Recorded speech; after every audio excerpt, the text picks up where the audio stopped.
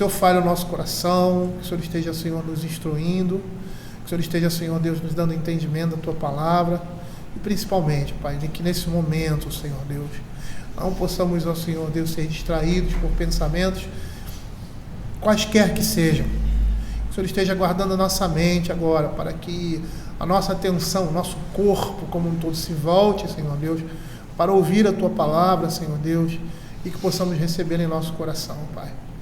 É o que nós pedimos, ó Senhor Deus. Nos capacita isso, Senhor Deus. Homens falhos, pecadores, ó Senhor. Nos dá da Tua graça, Senhor. Tem misericórdia de nós. É o que nós pedimos, em nome de Jesus. Amém. Amém. Queridos, vamos abrir a palavra do Senhor em Provérbios, capítulo 11.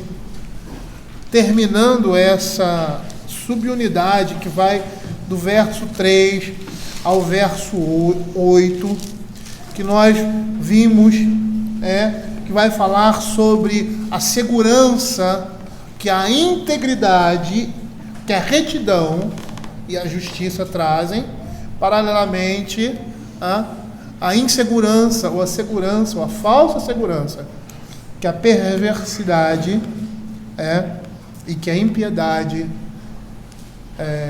resulta.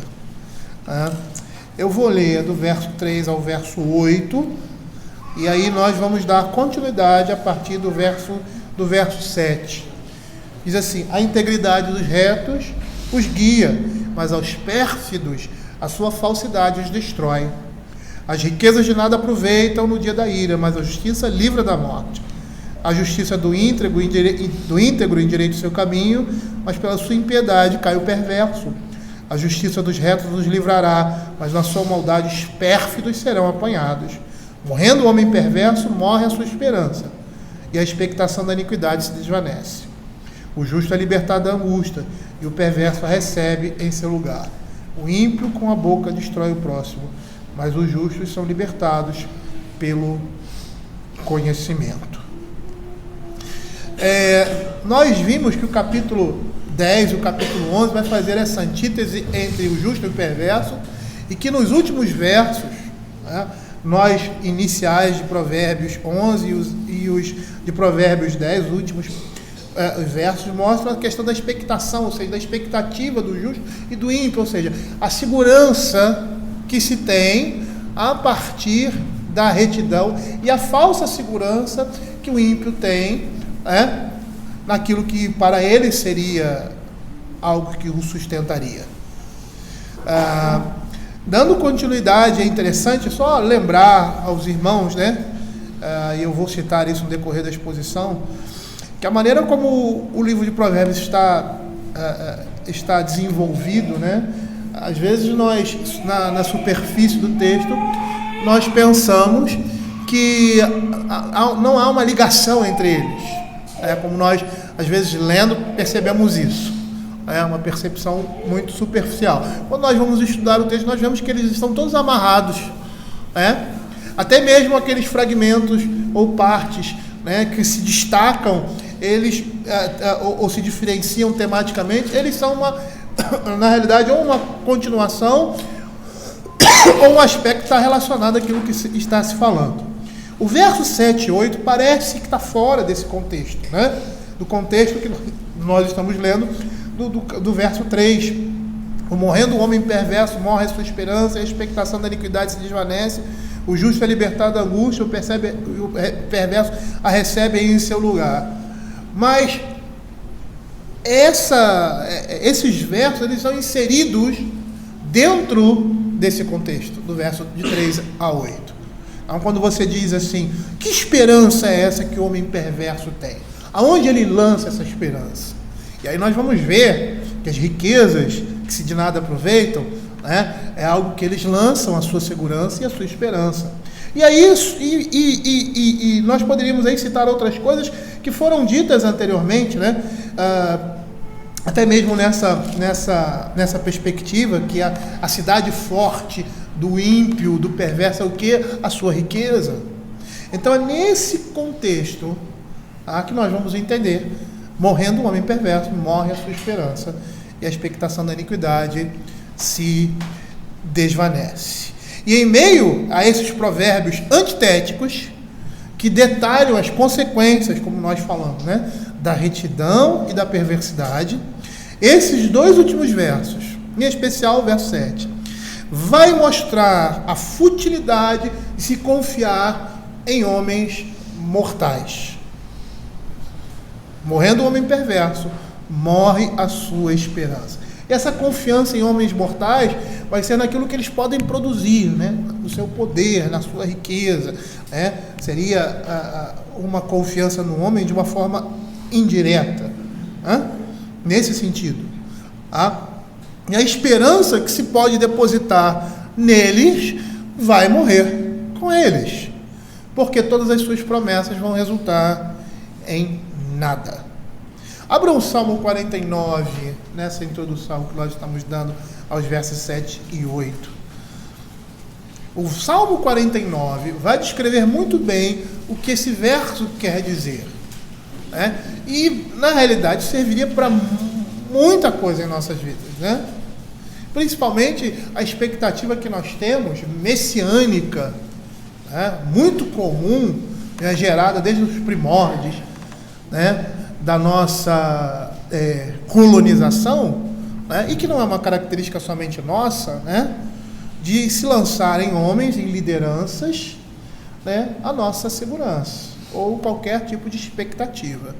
Não que a gente não possa ter expectativa, como eu tenho boas expectativas com relação a esse governo, mas as minhas expectativas com relação a qualquer tipo de liderança, né, devem estar sendo focalizadas não nos homens, mas em Deus, né, que coloca e tira esses homens, né? Ou naquilo que eles podem produzir, ou no seu poder, ou na sua força, ou na sua riqueza. Mas voltando aqui ao texto, né, diz assim, Salmo 49, versos de 5 a 3, vai descrever muito bem o que eu estou querendo dizer, ou o que esse texto vai dizer.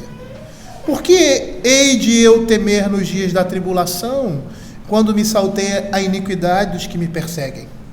Os que confiam nos seus bens e na sua muita riqueza se vangloriam, e a pedra de toque aí é essa, ao irmão, verdadeiramente ninguém o pode remir, nem pagar por ele a Deus o seu resgate, pois a redenção da alma deles é caríssima, e cessará a tentativa para sempre, para que continue a viver perpetuamente e não veja a cova.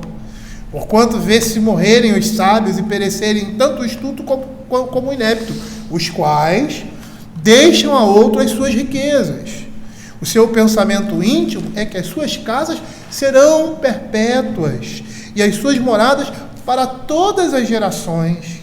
Chegam a dar seu próprio nome às suas terras. A perspectiva, né, que nós estamos vendo aqui, que fala o livro de Provérbios. Todavia o homem não permanece em sua ostentação. É antes como animais que perecem. Tal proceder é a estutícia deles. Assim mesmo, os seus seguidores aplaudem o que eles dizem. Nós vamos perceber que o materialista, né, espera grandes coisas de sua riqueza. Ele diz que são bens acumulados para muitos anos, né, e essa é a ideia aqui do texto. E ele espera ter nele, ou nela, melhor dizendo, na sua riqueza, a sua tranquilidade e ser feliz. Mas na morte, a sua expectativa será frustrada. E percebam que no capítulo 10, Provérbios fala recorrentemente disso, da expectativa do ímpio, do perverso, daquele que não teme ao Senhor, daquele que não ama o Senhor, de se frustrar na morte. E aí o materialista deixa esse mundo em que ele espera continuar. E a ideia é que, quando nós dizemos que o materialista, ou aquele que está ligado a essas coisas, as coisas desse mundo, ele deixa, e a expectativa dele é que continue, é porque ele vive como se não fosse morrer um dia. Porque quando você vive na expectativa da morte, e nós como crentes, na expectativa do porvir, Na expectativa da vinda de Cristo, ou de uma forma universal, ou seja, o final de todas as coisas, ou uma vinda particular, né, podemos dizer assim, quando nós deixamos esse mundo e partimos para a glória, e esse é o estado intermediário das promessas, porque nós sabemos que a Escritura fala de um dia em que a cidade santa vai descer, que é o povo de Deus, e vai habitar nesse mundo, em que não vai haver provavelmente, diferenciação entre céu e terra, como nós temos hoje, porque a cidade, ou seja, Deus vai habitar no meio do seu povo. E quando nós temos essa expectativa, nós vivemos nessa expectativa. Às vezes as pessoas chegam assim no médico e falam: você tem 6 meses para morrer. Aí o cara começa a preparar a sua vida, porque ele tem aquela expectativa. A vida dele gira em torno disso agora. Eu vou aproveitar o tempo que eu tenho, geralmente assim, com os meus familiares e tal. Vou fazer aquelas coisas que eu gosto, que às vezes eu me privava, e vou me preparar para que quando eu morrer as coisas fiquem acertadas aqui no meio familiar. É assim, porque temos uma expectativa. E qual é a nossa expectativa? A nossa expectativa não é a morte, por mais que vamos morrer, nem todos, diz o apóstolo Paulo, mas a nossa expectativa é o quê? É que um dia nós vamos deixar esse corpo e vamos habitar com o Senhor. Então nós vamos viver nessa expectativa. E quando nós dissemos que o materialista deixa esse mundo e ele espera continuar nele, é como se ele vivesse de tal forma que não há perspectiva, ele não projeta essa perspectiva de que um dia vai estar diante de Deus. E vive como se isso não fosse acontecer, ou seja, como se ele fosse viver para o resto da vida, como se ele não fosse morrer nunca. E por mais que isso não seja, de repente, não seja até consciente, porque todo homem sabe que vai morrer, e ele apaga isso da sua mente, de uma certa forma, a maneira como ele vive demonstra isso. Porque ele não está se preparando para o dia que será um dia cabal na sua vida. E aí você vai ver a Escritura dizendo assim, lá em Lucas capítulo 12, verso 20, louco, esta noite te pedirão a tua alma, o que tens preparado, para quem será?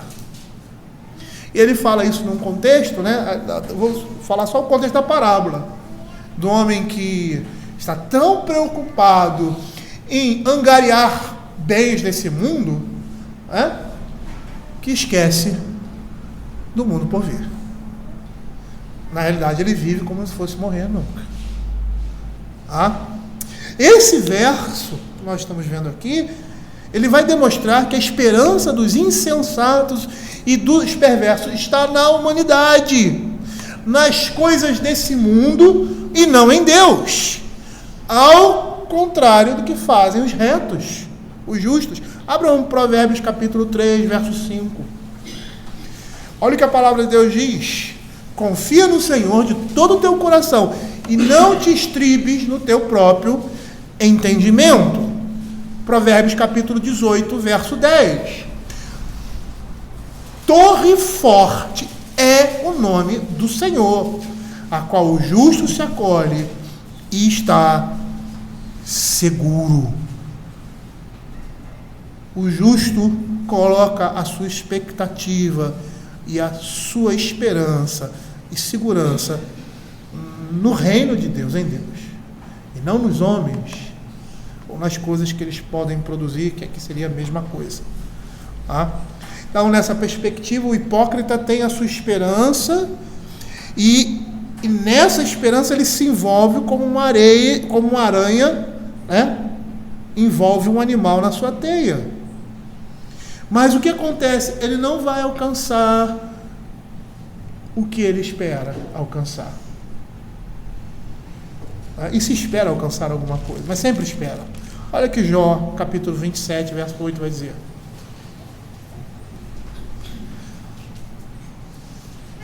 Diz assim: porque qual será a esperança do ímpio quando lhe for cortada a vida?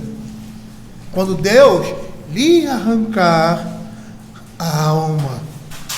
Ele vive de uma determinada forma, que ele espera alcançar alguma coisa, não sei o quê. E todos nós buscamos, de certa forma, o prolongamento da vida, né?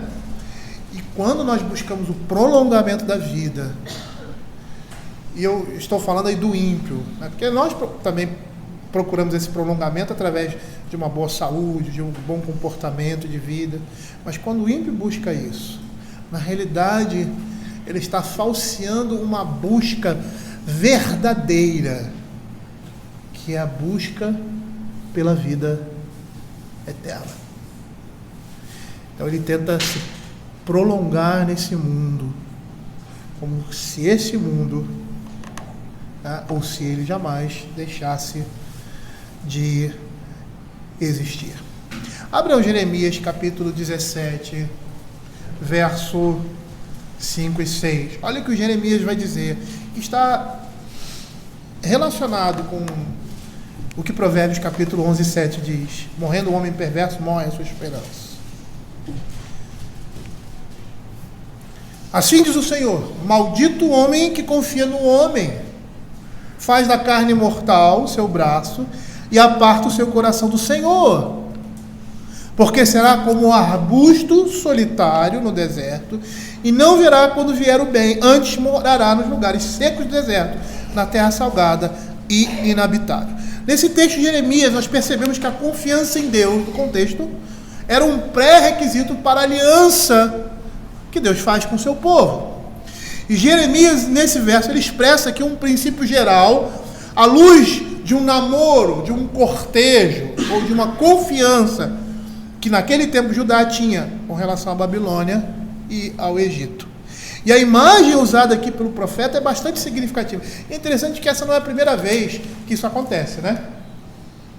Você vê o povo de Israel, e ali nos seus conflitos materiais físicos, né, que demonstrava algo muito maior, que era a ação de Deus, né, sobre todas as coisas, a sua providência, a sua mão gerindo, conduzindo o seu povo. E aí, nesse meio tempo, eles vão confiar em homens. Esquecem que Gideão, com 300 homens, matou não sei quantos mil. O povo de Israel, que era um povo pequeno, conquistou povos mais fortes e mais poderosos do que ele. E o povo parece que não aprendia. Em situações como essa, colocavam o seu coração, ou confiavam nesses homens, no poder desses homens, ou no poder do homem, ao invés de confiar no Senhor. Então, percebam aqui que Jeremias está expressando um princípio geral. E a imagem usada pelo profeta é bastante significativa dessa árvore. Essa árvore, ela tinha raízes atrofiadas, que elas não penetravam até o nível mais baixo da superfície, onde tinha água. E era uma árvore feia, rude, nua. E a ideia é que ela não tinha nenhuma perspectiva de melhora por causa disso.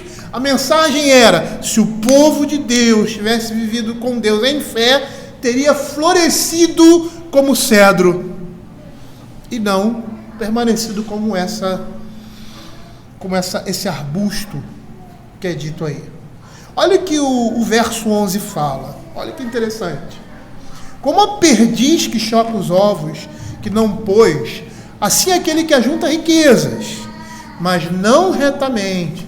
E aí lembrem que o livro de Provérbios, quando fala riquezas de nada, as riquezas de nada se aproveitam, essas riquezas aí que ele cita são os tesouros da impiedade, no capítulo 10, no verso 2 ele vai citar.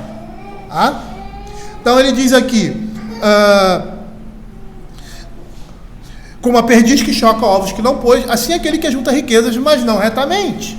No meio dos seus dias as deixará, e no fim será insensato. E é interessante porque a referência a esse animal aí, a perdiz, devia ser a crença de que ela choca os ovos de outro pássaro. E como os filhotes deixavam o ninho, porque eles reconheciam que aquela não era a sua mãe, que a sua mãe era falsa. E aí as riquezas injustamente adquiridas desaparecem quando o seu dono conta com elas para a sua segurança, como é descrito aqui no livro de Provérbios. Matthew Henry faz um comentário interessante a respeito desse verso. Ele diz assim: será o grande agravamento da infelicidade dos ímpios o fato de que as suas esperanças se converterão em desespero, exatamente quando eles esperavam que elas fossem coroadas de benefícios. E ainda comentando, ele diz assim: quando um homem piedoso morre, as suas expectativas são excedidas e todos os seus temores aparecem, mas quando o ímpio morre, as suas expectativas são destruídas, despedaçadas, e neste mesmo dia perecem os seus pensamentos com que ele se alegrava e desaparecem as suas esperanças. Quando o autor sagrado diz assim, quando um homem morre, ele está fazendo relação à sua morte física.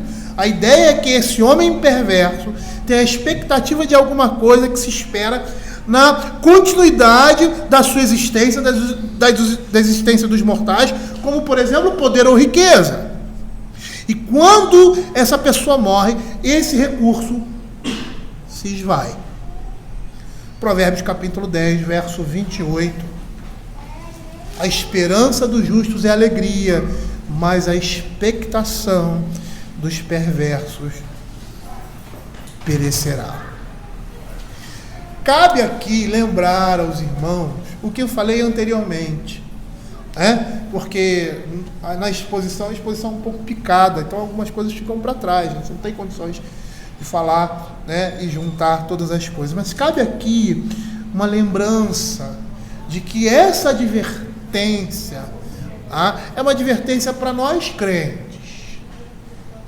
Ele está nos chamando a olhar a integridade, a retidão e a justiça e andar por esse caminho. E mostrar qual é o final do caminho da justiça e qual é o final do caminho da injustiça, da perversidade. Ou seja, qual é o final de uma vida de submissão à palavra de Deus. Uma vida que não tem essas, ou seja, que não tem relação nenhuma com as coisas do reino de Deus, ou melhor, com aquilo que nós fomos, o propósito para o que nós fomos criados. Adorar e viver de conformidade com a vontade de Deus. Sermos reflexos de Deus nesse mundo, por meio da imagem que é Cristo, que está em nós. E é por isso que ele detalha.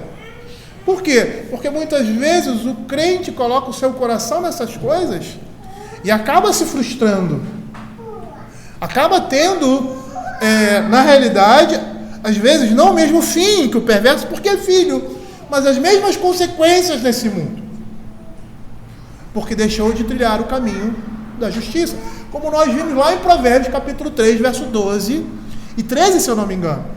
Quando o filho sente que a ideia ali no decorrer do texto, como nós falamos, é que o pai, ou seja, Salomão, instrui seu filho, ali é Deus instruindo, um mestre instruindo os filhos de Israel, e esse filho se desvia, não segue o ensinamento do seu pai, num determinado momento, e aí a mão de Deus vem pesada sobre ele, de tal forma que nós geralmente, é aquilo que nós geralmente falamos, poxa, quando as coisas acontecem comigo, que são tão pesadas, a gente vê aí as pessoas no mundo e tal, às vezes passam por determinados problemas e sofrimento não é tanto, e a gente percebe que isso é uma demonstração da paternidade de Deus na nossa vida, porque o Senhor açoita a todo filho que recebe. Então, se você, como aquele jovem, está recebendo de Deus uma disciplina severa na sua vida, não se entristeça, ou não, como ele diz aqui, te enfades, ou não lance de si o jugo paterno, ou não rejeite a disciplina, nem te enfade da sua repreensão, porque o Senhor repreende a quem ama, assim como o pai ao filho a quem quer bem. É mostrando isso. E nessas virtudes, que é o caminho da justiça, nós temos quem é o varão perfeito. Provérbios fala de Cristo. Provérbios fala da santidade de Cristo. Porque nós entendemos que toda a Escritura fala de Cristo. Cristo está manifestado em toda a palavra de Deus. Ou de forma clara, ou de forma um pouco obscura. E aqui pode ser que a imagem de Cristo esteja obscurecida para nós, mas nós vemos essa imagem no caminho da retidão. E quando nós andamos nesse caminho, nós estamos mostrando a imagem de Deus, de Cristo em nós, como o apóstolo Paulo fala lá em Romanos, capítulo 8. Estamos sendo transformados à imagem dele. Voltando ao verso 8 e dando continuidade à exposição, diz assim: o justo é libertado da angústia e o perverso a recebe em seu lugar. E é interessante essa ideia aqui, porque quando o perverso se levanta contra o justo para trazer sobre ele aflição, é ele que leva sobre si aquilo que queria imprimir no justo injustamente.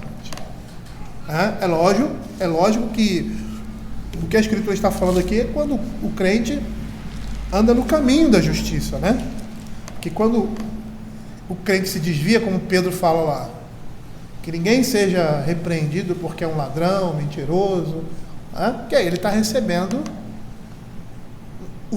a paga, né, de forma justa, porque ele está agindo como um ímpio e ele precisa ser corrigido, e torna-se mais, vamos dizer assim, mais feio, você pode dizer assim, porque ele não deveria sofrer, como diz lá, não sofra o crente como ladrão e tal, ele cita lá, mas se sofrer como justo, ele deve glorificar ao Senhor. E aqui nós vamos perceber a justiça divina, interessante isso, nesse sentido. Por quê? Porque aquilo que o perverso quer imprimir no justo, ele vai receber isso. Matthew Henry diz o seguinte: como sempre na morte, também algumas vezes na vida, os justos são notavelmente favorecidos. E é interessante, olha aqui essa frase muito bem construída de Matthew Henry, quer dizer assim, como sempre na morte. O crente sempre na morte é favorecido. Mas na vida, algumas vezes, nem sempre ele é favorecido. E os ímpios atormentados. Sempre na morte, os ímpios serão atormentados, porque escolheram viver distante do Senhor, daquele que oferece a sua graça constantemente, e nós vimos isso lá no início do livro de Provérbios.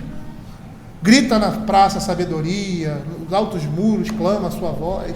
E aí nós fizemos essa ligação com Isaías 55, que fala: vinde, comprar e comer e beber. Convite de graça.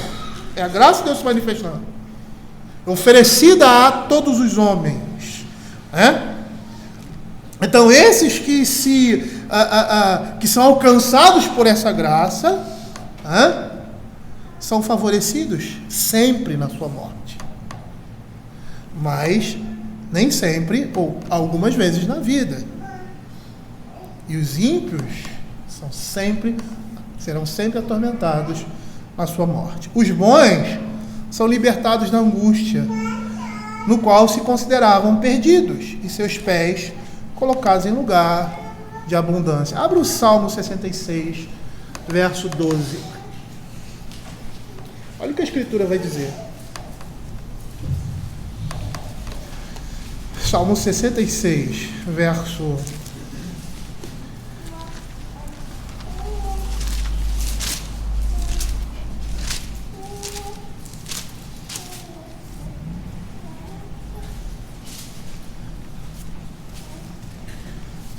66, 12 e outro, deixa eu ver aqui, que texto aqui.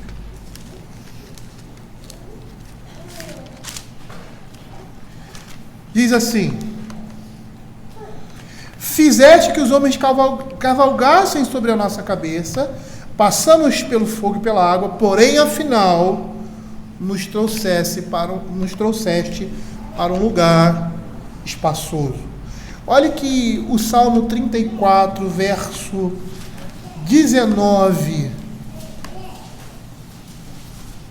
Percebam que esses dois versos vão mostrar claramente o que Matthew Henry está afirmando.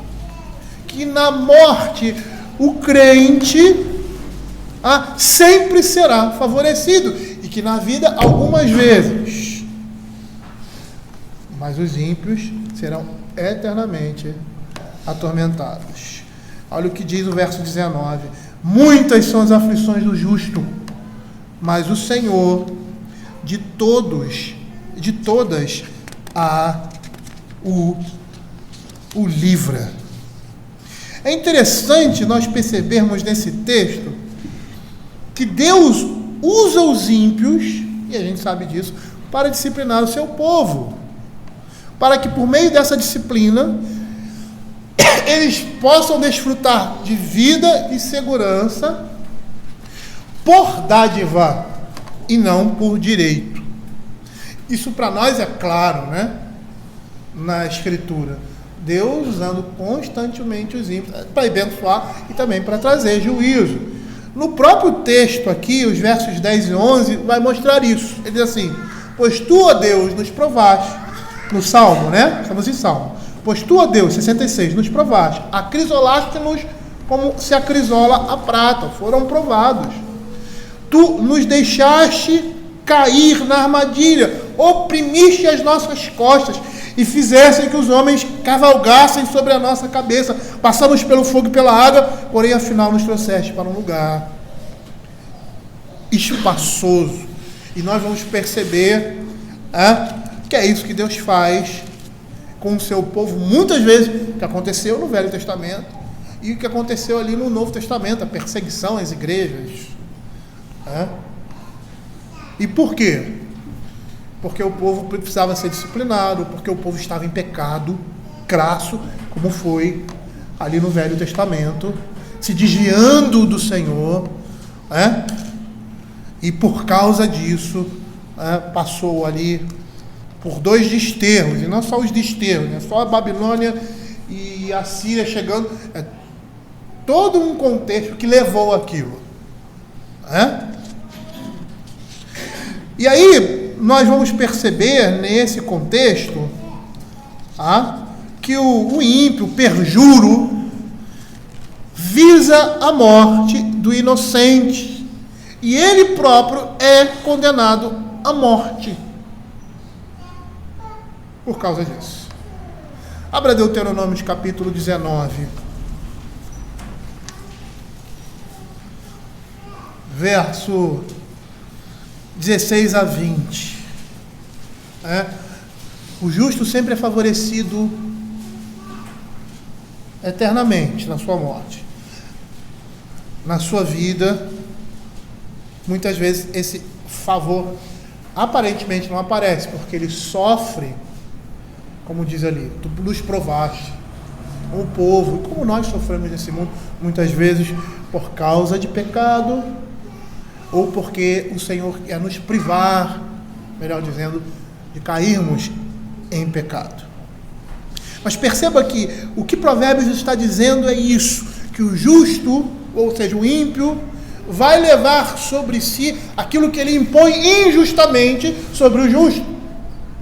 E que isso pode acontecer aqui, mas que isso eternamente acontecerá. Ele vai tomar o lugar do sofrimento dos justos nesse mundo, eternamente. Olha o que Deuteronômio capítulo 19, versos 16 a 20 diz: quando se levantar testemunha falsa, perjuro aqui, contra alguém, para o acusar de algum transvio, então os 2 homens que tiverem a demanda se apresentarão perante o Senhor, diante dos sacerdotes e dos juízes que houver naqueles dias. Os juízes indagarão bem: se a testemunha for falsa, tiver testemunhado falsamente contra seu irmão, far-lhe-eis como cuidou fazer a seu irmão, e assim exterminarás o mal do meio de ti. Isso é a justiça de Deus. Para que os que ficarem ouçam e temam, e nunca mais tornem a fazer semelhante mal no meio de ti. Abra Esther, capítulo 5. Esther, capítulo 5. É interessante porque a justiça comum até prevê isso, né? Quando você entra com uma demanda contra alguém, e essa demanda é uma demanda falsa, aquilo se vira contra você, né? Esther, capítulo 5, verso 14, assim: então lhe disse Zeras, que era a mulher de Amã, e todos seus amigos: faça-se uma forca de 50 côvados de altura pela manhã, dizia ao rei que nela enforquem Mordecai. Então entra alegre com o rei ao banquete. A sugestão foi bem aceita por Amã, que mandou levantar a forca. Lá no verso, acho que é o capítulo 7, verso 10, assim: então, pois, Amã na forca, enforcaram, pois, Amã na forca que ele tinha preparado para Mordecai. Então o furor do rei se aplacou. Percebam que é isso que acontece aqui. É isso que o livro de Provérbios está dizendo. O justo é libertado da angústia, e o perverso a recebe em seu lugar. Abra Esther capítulo 9, verso 1 e 2. Percebam que isso acontece de novo. Amã se levanta e sugere ao rei, 9, 1 e 2, Esther, e sugere ao rei que o quê? Que destrua o povo de Israel, porque é um povo aí que tem leis diferentes da sua, é um povo rebelde, inventa uma história lá, né? E aí isso se volta contra aqueles que se levantam contra Deus. Esse é um princípio que aponta para a eternidade, e nós vamos ver isso. Como já vimos, né? Diz assim: no dia 13 do 10º mês, que é o mês de Adar, quando chegou a palavra do rei e a sua ordem para se executar. Essa execução ela está descrita no capítulo 3, do verso 7 em diante de Esther. No dia em que os inimigos dos judeus contavam assenhorar-se deles, sucedeu o contrário, pois os judeus é que se assenhoraram dos que o odiavam.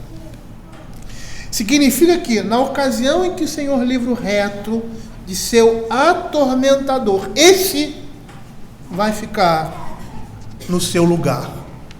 Matthew Henry, ele vai dizer assim a respeito disso: os ímpios caem na angústia da qual se julgavam a salvo, ou melhor, a qual eles tinham sido úteis para levar os justos, de modo que aparentemente ficam em seu lugar. E é interessante porque é isso que acontece ali, com o povo de Deus no desterro, ou na invasão de Babilônia. E Abacuque, o livro de Abacuque, o profeta Abacuque, ele vai assim entrar num certo parafuso, né, teológico. Senhor, como que nós vamos sofrer na mão desses homens que são ímpios? Eles estão trazendo sofrimento sobre nós. Eles são ímpios e estão trazendo tormento. E aí, no seu discurso profético ali, do livro de Abacuque, ele percebe que aquilo era Deus que estava fazendo por meio deles. E como é que os babilônicos, eles entram em Jerusalém? Eles entram destruindo, e era isso que Deus queria que eles fizessem. Mas eles tiveram prazer nisso. E por causa desse prazer,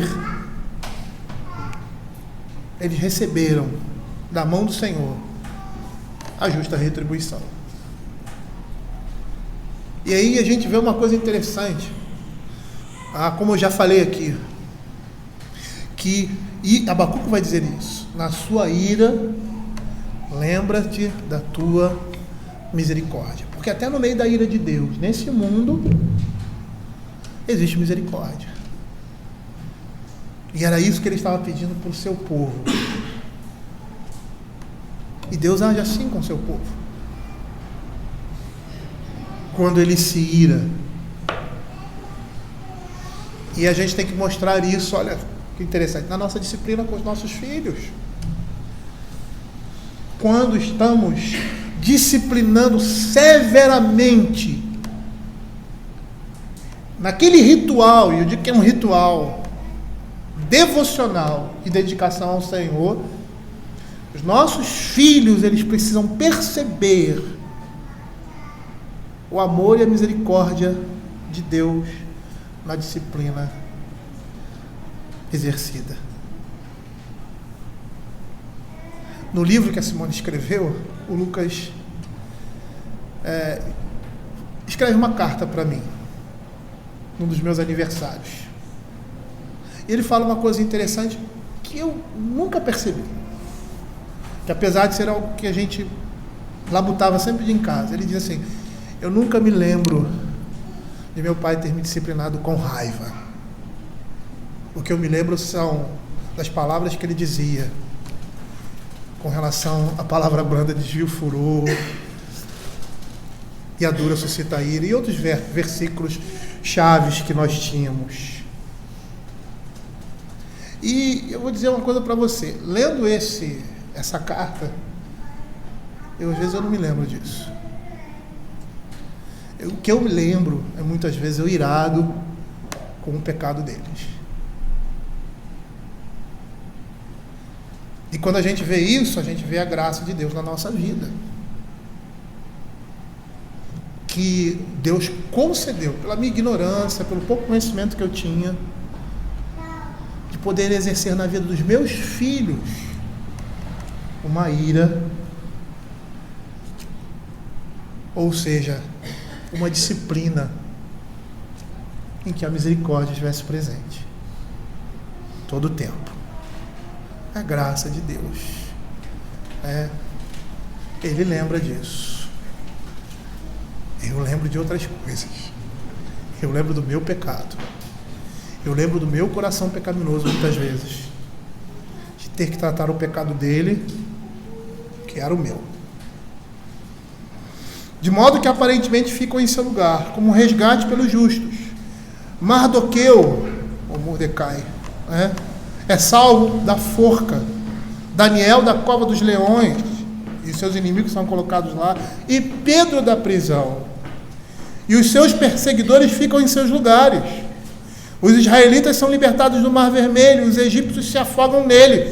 Tão preciosos são os santos aos olhos de Deus, que ele dá a homens por eles. E ele cita Isaías 43, verso 3 e 4.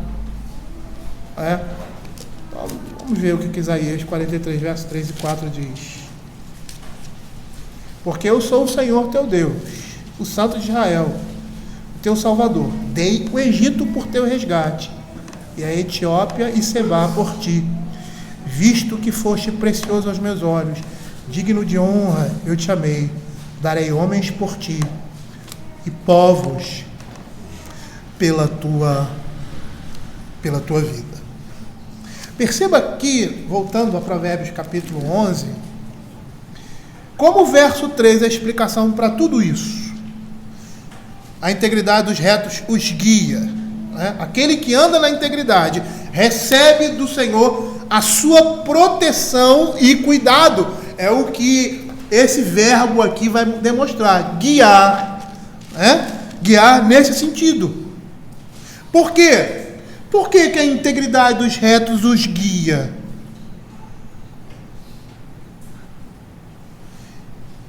Por que aquele que anda em integridade recebe do Senhor sua proteção e cuidado? Porque Deus é o Deus da justiça, porque Deus é o Deus da integridade, porque a justiça exalta as nações, mas o pecado é a vergonha dos povos. Por isso, a integridade nos guia e nos protege, ou seja, Deus nos protege por meio dela. Deus tem prazer na justiça e nela se alegra em dar a paga justa dos erros e dos pecados dos homens. Nós vimos nos textos anteriores, na exposição anterior, falando claramente sobre isso, que o Senhor julga as obras dos homens. Deus tem prazer na justiça e nela se alegra. E os que andam na justiça contam com a boa vontade de Deus. Por isso acham uma esposa. Olha a ligação aí, ó. Quem alcançou uma esposa, alcançou que é a boa vontade de Deus. Olha que Bruce Waltke que fala. Essa retidão clara sobre esse texto deve ser vista à luz da eternidade. E essa é a relação que eu gostaria que vocês fizessem. Mais cedo ou mais tarde, o perverso se torna herdeiro permanente das dificuldades com as quais os retos se deparam apenas de passagem nesse mundo, completo eu.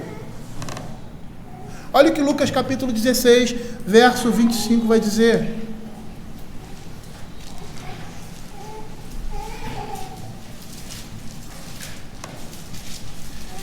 Disse, porém, Abraão: Filho, lembra-te que recebeste os teus bens em tua vida, e Lázaro igualmente os males.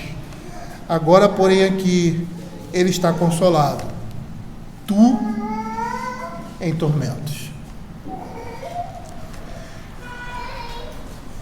Queridos, o que nós temos aqui? Algumas pessoas dizem que Provérbios não fala do porvir. Eu já vi tantos textos, eu acho que ele é tão recorrente em falar da vida futura. Eu não posso concordar com muitos comentaristas que dizem isso. Mas o que nós estamos vendo aqui? Nós estamos vendo, e eu quero terminar com essa palavra, deixando tudo aquilo que eu falei, para que vocês possam pensar e que o Espírito Santo use isso no coração de vocês. A segurança, e a estabilidade, e a expectativa que nós temos quando andamos no caminho do Senhor. É isso que a Escritura quer nos mostrar. E é isso que Salomão quer apresentar ao seu filho. E usando uma expressão bem contextualizada, porque o novo vai evidenciar o velho, vai explicar o velho. Salomão quer que seu filho tenha a imagem de Cristo nele. E para que isso aconteça, e que ele fuja da sedução e do pecado, que fuja das inclinações da nossa carne e das sugestões de Satanás, do mundo e do nosso coração pecaminoso, ele internalize, tenha no coração a palavra de Deus, seja moldado por essa palavra, e assim esteja alcançando paulatinamente a imagem de Cristo nele. E como se faz isso? Pelo exercício da fé. E o que é o exercício da fé? É isso. É andar no caminho da justiça. É ter esse caminho no nosso coração e em nossa mente. Vamos orar.